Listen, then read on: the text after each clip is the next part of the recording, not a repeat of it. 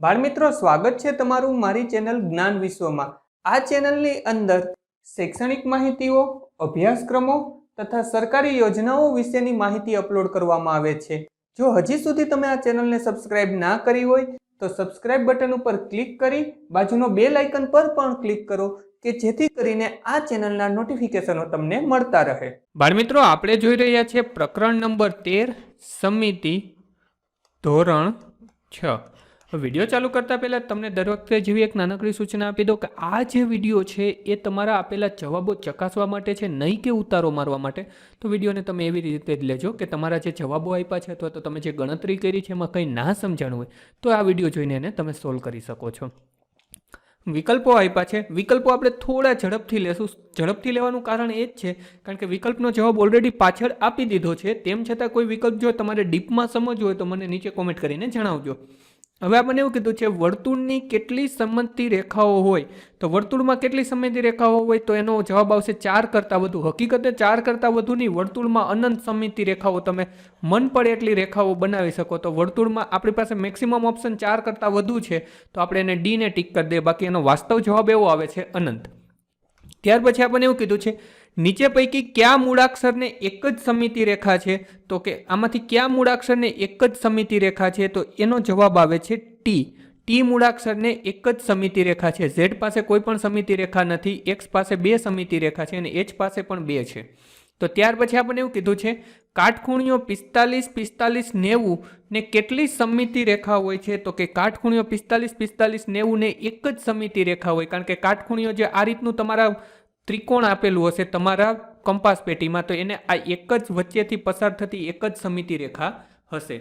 ત્યાર પછી આપણે એવું કીધું માપપટ્ટીને કેટલી સમમિતિ રેખા હોય। માપપટ્ટી છે ને લંબચોરસ હોય તો કેટલી સમમિતિ રેખા આપણે કરી શકીએ 1 અને 2। તો આપણી પાસે 2 વાળો જવાબ છે તો કે હા, તો કે આપણો આન્સર આવશે સી, કારણ કે માપપટ્ટી કેવી હોય છે લંબચોરસ।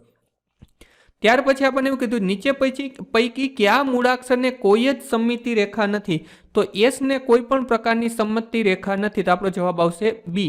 અહીંયા એમ ને વચ્ચેથી કાપી શકીએ, કે ને પણ કાપી શકીએ અને એચ ને પણ કાપી શકીએ મતલબ કે સમમિતિ રેખા દોરી શકીએ। ત્યાર પછી આપણે એવું કીધું કંપાસ પટ્ટીના વિભાજકને કેટલી સમમિતિ રેખા હોય, તો વિભાજકને માત્ર ને માત્ર એક જ સમમિતિ રેખા હોય। પછી આપણે એવું કીધું કોણમાપકને કેટલી સમમિતિ રેખા હોય, કોણમાપકને પણ એક જ હોય। કોણમાપક એટલે શું, તો કે આપણો આ ટાઈપનો જે અડધો ગોળ આપ્યો છે તેને તમે વચ્ચેથી 2 પાર્ટમાં ડિવાઈડ કરી શકો। ત્યાર પછી આપણને એવું કીધું છે કાટખૂણિયો 30, 60 અને 90 ને કેટલી સમમિતિ રેખાઓ હોય, તો કે એમાં 0 આવશે, કારણ કે એક બાજુ 30નો ખૂણો હશે અને બીજી બાજુ 60નો ખૂણો હશે તો તમે સરખા ભાગ કરી શકશો નહીં। ત્યાર પછી આપણને એવું કીધું લંબચોરસને ખાલી જગ્યા સમમિતિ રેખાઓ હોય, તો આપણે થોડી વાર પહેલાં જ વાત કરી કે કોઈ પણ લંબચોરસ આકૃતિ હોય અને આપણે 2 પાર્ટમાં ડિવાઈડ કરી શકીએ, એક અહીંથી કરી શકીએ અને એક ઊભા કરી શકીએ। તો કેટલી સમમિતિ રેખા થઈ, તો કે 2, તો આપણે લખી નાખીએ 2। હવે 5 સેમી લાંબા રેખાખંડનું પ્રતિબિંબ મેળવવામાં આવે છે તો મળતું પ્રતિબિંબ ખાલી જગ્યા હોય તો તેનું માપ ખાલી જગ્યા હોય। જો મળતું પ્રતિબિંબ રેખાખંડ હોય તો એનું માપ કેટલું હશે, તો કે એનું માપ 5 સેમી જશે, કારણ કે આપણે 5 સેમીનું જ પ્રતિબિંબ લીધું છે, તો અહીંયા પણ લખી નાખીએ 5 સેમી।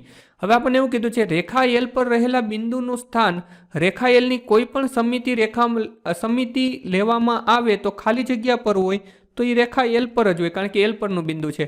આકૃતિમાં સમમિતિ રેખાઓની સંખ્યા આપણને કીધી છે તો આપણે જો જોઈ લઈએ કેટલી સમમિતિ રેખા થાય, તો જો આપણે અહીંથી એને પાર્ટમાં ડિવાઈડ કરી શકું, અહીંયાથી પણ આપણે આને સરખા પાર્ટમાં ડિવાઈડ કરી શકીએ, અહીંયાથી પણ આપણે એને સરખા પાર્ટમાં ડિવાઈડ કરી શકીએ અને અહીંયાથી પણ આપણે સરખા પાર્ટમાં ડિવાઈડ કરી શકીએ। તો કેટલી થઈ આ 1, 2, 3 અને 4, આ તો પાછી એની એક જ આવી ગઈ। તો કેટલી સમમિતિ રેખા છે, તો અહીંયા આપણે લખી નાખીએ 4 સમમિતિ રેખા છે। ત્યાર પછી આપણને એવું કીધું છે ખાલી જગ્યા અને ખાલી જગ્યા અંકને ફક્ત 2 જ સમમિતિ રેખા હોય, તો કે 0 અને 8। 8ને પણ ઊભા 2 કટકા કરી શકાય અને આડા 2 કટકા કરી શકાય, તો એને અને 0 ને પણ 2 જ સમમિતિ રેખાઓ હોય છે। કેપિટલ અંગ્રેજી મૂળાક્ષરોમાં ફક્ત શિરોલંબ સમમિતિ રેખા હોય તેવા મૂળાક્ષરો કેટલા, તો કે 7। આપણે આખી એબીસીડી લખીને આ જોવું પડે। ત્યાર પછી આપણને એવું કીધું નિયમિત ષટકોણને ખાલી જગ્યા સમમિતિ રેખા હોય, તો નિયમિત ષટકોણને 6 સમમિતિ રેખા હોય। આ પ્રશ્નનો જવાબ આપણે આગળ આપણને આવે જ છે ત્યારે આપણે વ્યવસ્થિત સમજશું। જો અહીંયા રહ્યું નિયમિત ષટકોણ આપણને આપ્યું જ છે તો આ પ્રશ્ન વખતે આપણે એનો જવાબ સમજાઈ જશે, એટલે અત્યારે આપણે ડીપમાં જતા નથી।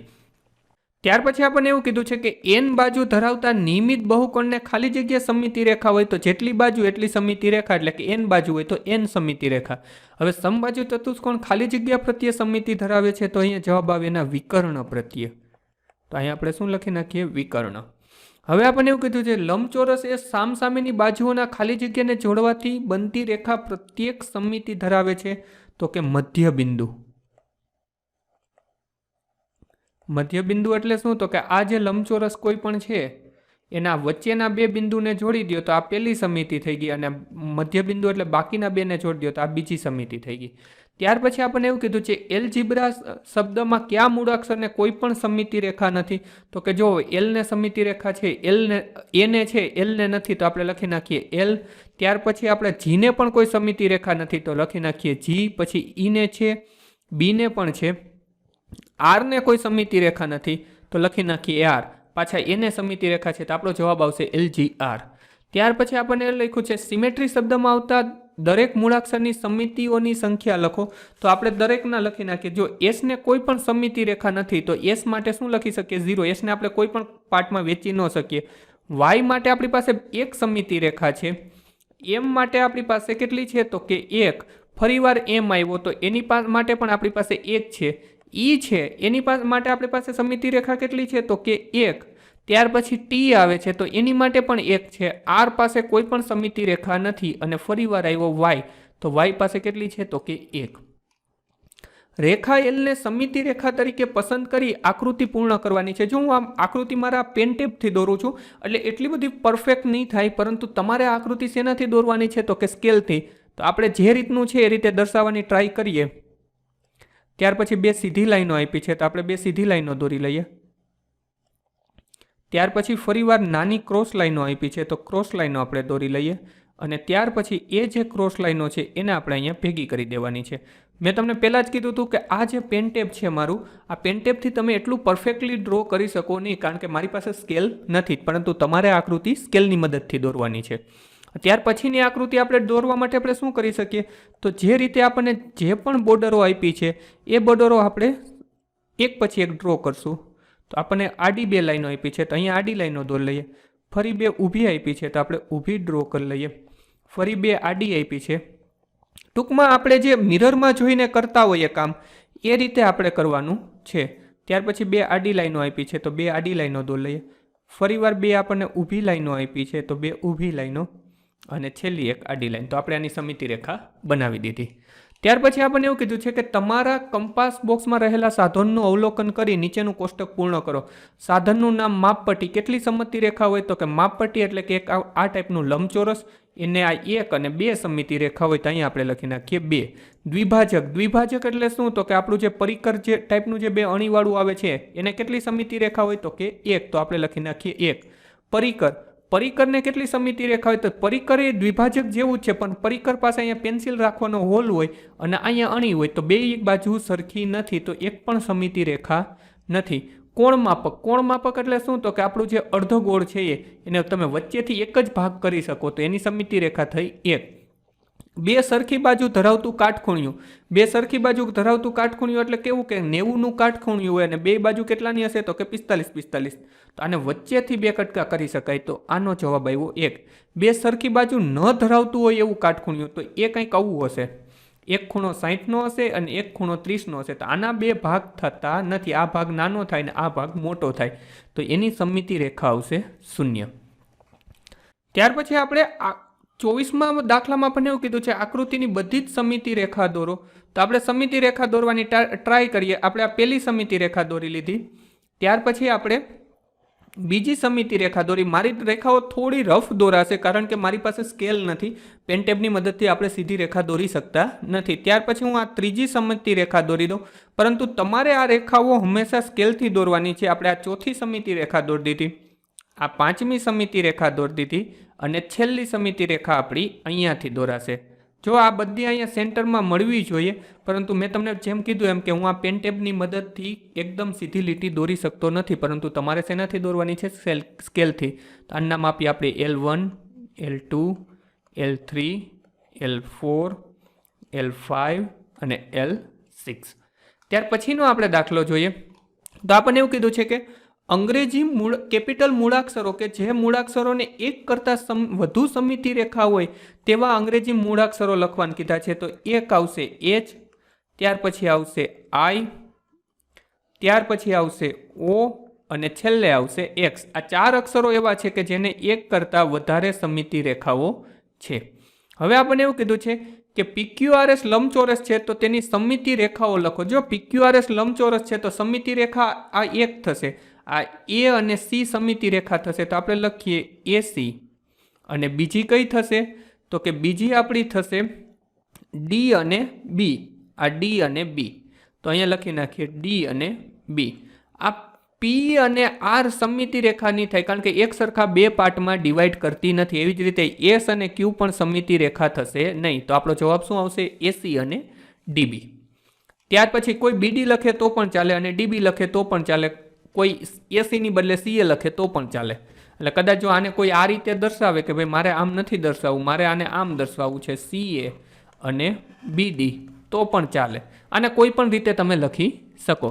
ત્યાર પછી આપણને એવું કીધું છે કે મનુષ્યનો ચહેરો દોરો અને વિવિધ અંગોની આકૃતિ દોરવાનો પ્રયત્ન આપણે કરવાનો છે. તો મનુષ્યનો ચહેરો દોરવો આપણે શું કરી લઈએ તો કે આપણે કોઈ એક રાઉન્ડ શેપ બનાવી લઈએ.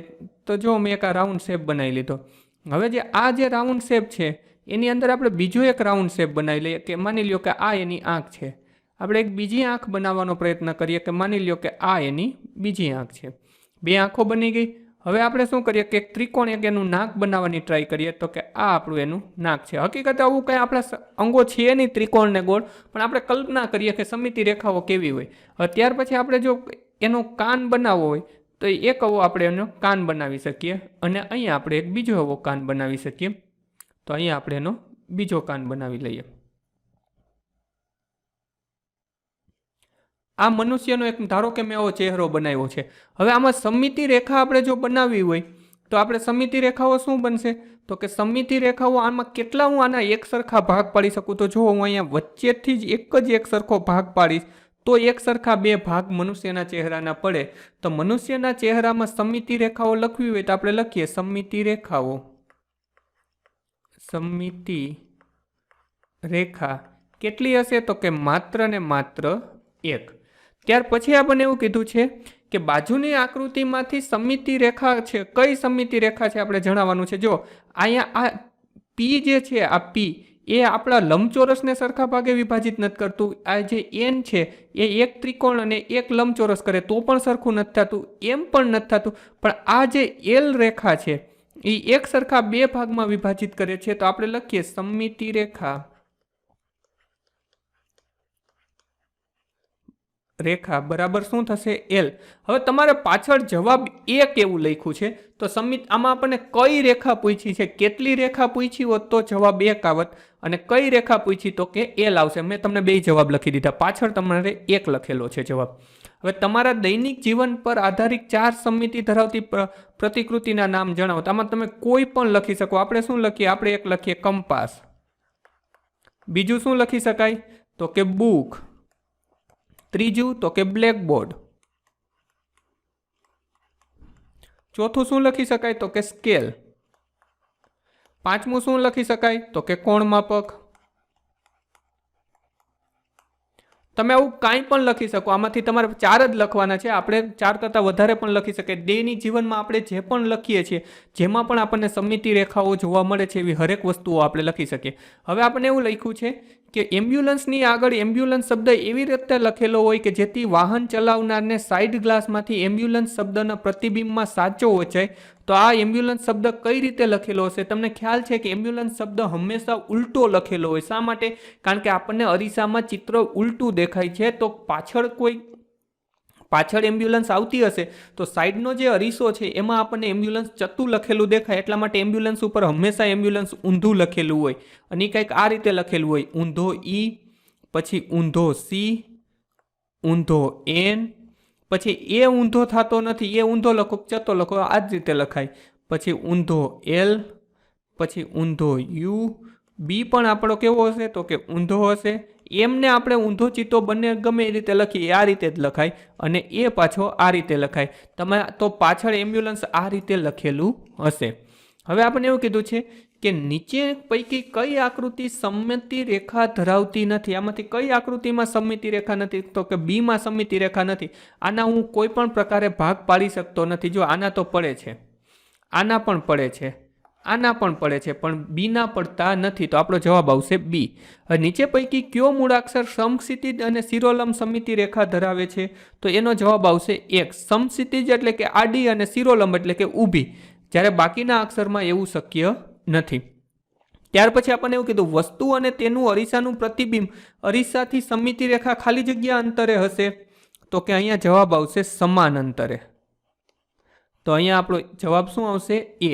હવે ખાલી જગ્યા પૂરો. તાજમહેલના ચિત્રને ખાલી જગ્યા સમમિતિ રેખા હોય તો તાજમહેલના ચિત્રને એક જ સમમિતિ રેખા હોય, બંને બાજુ સરખું છે. કોઈ પણ સમમિતિ રેખા ન ધરાવતા હોય તેવા 0 થી 9 સંખ્યા ખાલી જગ્યા છે. તો કે કોઈ પણ સમમિતિ રેખા ન ધરાવતા હોય તો એવા 0 થી 9 માં કેટલી સંખ્યા છે? તો કે 8 એવી સંખ્યા છે કે જેને કોઈ પણ સમમિતિ રેખા નથી. જો 80 ના ખૂણાનું પ્રતિબિંબ મેળવવામાં આવે તો તેનું પ્રતિબિંબ કેવું હશે? ખૂણો અને તેનું માપ કેવું હશે? તો કે 80 નો ખૂણાનું પ્રતિબિંબ છે તો 80 જ હોય. ત્યાર પછી આપણને એવું કીધું છે આપેલી આકૃતિમાં સમમિતિ રેખા છે? જો હા તો બધી સમમિતિ રેખા દોરો. તો આમાંથી જો અહીંયા એક જ આ સમમિતિ રેખા છે કે આ એક જ રીતે આપણે એના કટકા કરી શકશું, બાકી કરી શકતા નથી. તો આપણે લખીએ હા. શું લખશું? એક સમમિતિ રેખા. ત્યાર પછી આપણને એવું કીધું છે કે મેથેમેટિક્સ શબ્દમાં કયા કયા મૂળાક્ષરો સમમિતિ રેખા ધરાવતા નથી? તો જો આમાં એમ ને છે, A T H E M A T I C બધા જ છે. એક એસ શબ્દ એવો છે કે જેને સમમિતિ રેખા નથી, તો આપણે લખી નાખીએ એસ. ત્યાર પછી આપણને એવું કીધું છે કે આકૃતિ એલ ને સમમિતિ રેખા તરીકે લઈને પૂર્ણ કરો. તો મેં તમને કીધું કે આ આકૃતિ તમારે સ્કેલથી દોરવાની છે. મારી પાસે પેન ટેબમાં સ્કેલ અવેલેબલ ન હોય એટલે કે લાઈન સીધી થાય નહીં. તેમ છતાં આપણે ટ્રાય કરીએ કે જે રીતે આપણને આપેલું છે એ રીતે આપણે દોરવાનો પ્રયત્ન કરીએ તો કે આપણી સમમિતિ રેખા બની ગઈ. ત્યાર પછી આપણને એવું કીધું છે કે નિયમિત પંચકોણ. હવે જો નિયમિત પંચકોણ હોય તેમાં સમમિતિ રેખા કેટલી હોય? તો જેટલા કોણ એટલી સમમિતિ રેખા. તો પંચકોણમાં કેટલા? બી. તો પેલાનો જવાબ શું આવશે? બી 5. હવે ચોરસમાં કેટલી સમમિતિ રેખા હોય? તો કે ચોરસમાં કેટલી સમમિતિ રેખા હોય? તો કે 4, એટલે કે આપણે લખશું સી 4. પછી પતંગ, તો પતંગમાં કેટલી સમમિતિ રેખા હોય? તો કે એફ, એટલે કે 1. તો અહીંયા લખી નાખશું એફ 1. સમબાજુ ત્રિકોણમાં કેટલી સમમિતિ રેખા હોય? તો કે ડી. તો ચોથામાં આવશે ડી 3. લંબચોરસમાં કેટલી સમમિતિ રેખા હોય? તો કે ઈ 2 જ સમમિતિ રેખા હોય. નિયમિત ષટકોણમાં કેટલી સમમિતિ રેખા હોય? તો કે 6. તો જવાબ આવશે એ 6. અને વિષમબાજુ ત્રિકોણમાં કેટલી સમમિતિ રેખા હોય? તો કે એક પણ સમમિતિ રેખા ન હોય. તો જવાબ આવશે ઝી 0. વિડીયોને પોઝ કરી અને આ જે ઉત્તરો છે, મેં જે અત્યારે ઉત્તરો તમને કીધા છે તમારી નોંધપોથીમાં અથવા સ્વાધ્યાય પોથીમાં લખી લ્યો. ત્યાર પછી વિડીયો ચાલુ રહેવા દેજો. અહીંયા હું આ જે બોક્સ બનાવું છું ત્યાં હું એક વિડીયો આપી દઈશ, વિડીયો સ્વરૂપે જ આપી દઈશ. આના પછીનું ચેપ્ટર કયું? તો કે 14મું ચેપ્ટર, તે જ્યાંથી તમે ક્લિક કરી અને પણ જોઈ શકો. અને બધા ચેપ્ટરની લિંક નીચે ડિસ્ક્રિપ્શનમાં આપેલી છે, તો ત્યાંથી પણ તમે જોઈ શકો. બાળ મિત્રો, વિડીયો જોવા માટે ખૂબ ખૂબ આભાર. આ વિડીયોને લાઈક કરો. જો હજી તમારા મિત્રો સાથે આને શેર ના કર્યો હોય તો આ વિડીયોને શેર કરજો.